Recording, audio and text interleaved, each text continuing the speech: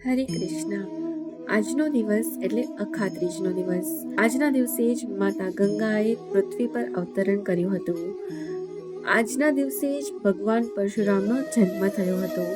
એટલે જ આજના દિવસે પરશુરામ જયંતિ પણ મનાવવામાં આવે છે. આજના દિવસથી જ વ્યાસદેવે મહાભારત ગ્રંથને લખવાનું શરૂ કર્યું હતું.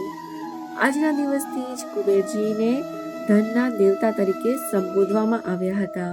આજના દિવસે સૂર્યદેવે પાંડવોને અક્ષય પાત્ર આપ્યું હતું.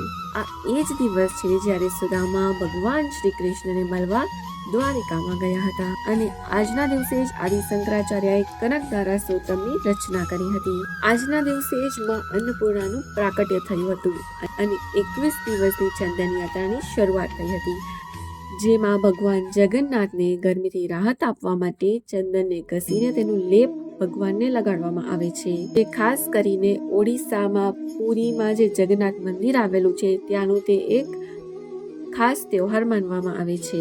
કહેવામાં આવે છે કે અખાત્રીજના દિવસે કરેલું દાન પુણ્યનું ક્યારે પણ ક્ષય નથી થતું, એટલે કે ક્યારે પણ તે ખૂટતું નથી. આજના દિવસે ઘણા બધા શુભ કાર્ય કરવામાં આવે છે, જેમ કે સોનું ચાંદી ખરીદવું, નવો વ્યવસાય શરૂ કરવો, નવી પ્રોપર્ટી ખરીદવી, નવા ખરીદેલા ઘર ઓફિસમાં પૂજા અર્ચના કરાવી, વાસ્તુ પૂજન રાખવું વગેરે. અખાત્રીજનો આખો દિવસ શુભ માનવામાં આવે છે, એટલે તેમાં કોઈ મુહૂર્ત જોવાની જરૂર પડતી નથી.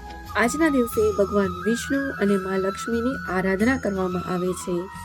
તો આ બધાને અખાત્રીજની ઘણી બધી શુભકામના. હરે કૃષ્ણ.